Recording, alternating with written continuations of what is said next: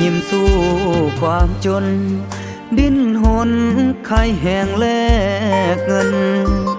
บนเส้นทางเดินประเสริญห้อยพันปัญหาแต่ยังยิ้มได้เพราะใจของนางสั่งมาถึงแม้นเป็นเพียงดอกหญ้าก็ยังกีบเบ่งบานจากบ้านมานานสู้งานขยันเลื่อยไป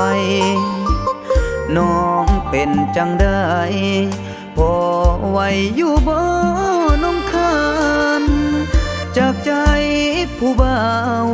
ถามข่าวน้องสาวห้องงานคิดฮอดบ่นอทางบ้านทำงานเมื่อยลายบ่นอดอกหญ้าเจ้ายังกีบเบ่งบาน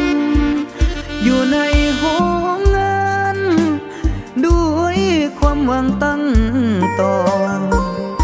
เป็นห่วงขวัญใจเป็นจังได้กินข้าวแซ่บบ่เงินเดือนพอใส่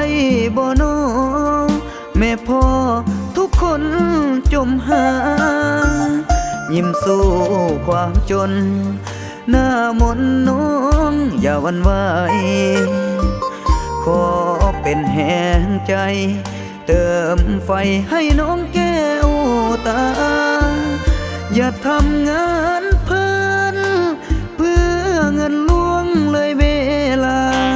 พักผ่อนแน่เด้อน้องลามื้อหน้าอายสิมายาม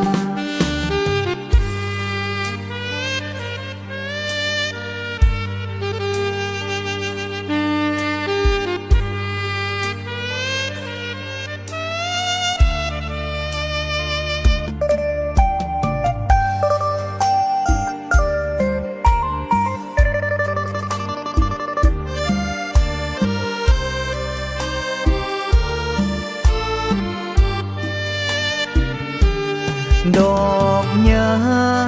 เจ้ายังกีบเบ่งบานอยู่ในห้องงานด้วยความหวังตั้งต่อ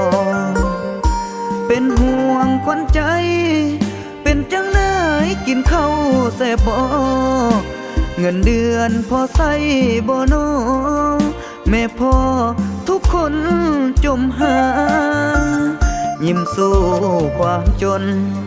หน้ามนน้องอย่าหวั่นไหวขอเป็นแห่งใจเติมไฟให้น้องแก้วตา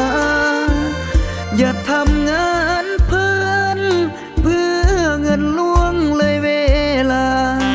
พักผ่อนแน่เด้อน้องลามื้อหน้าอายสิมายา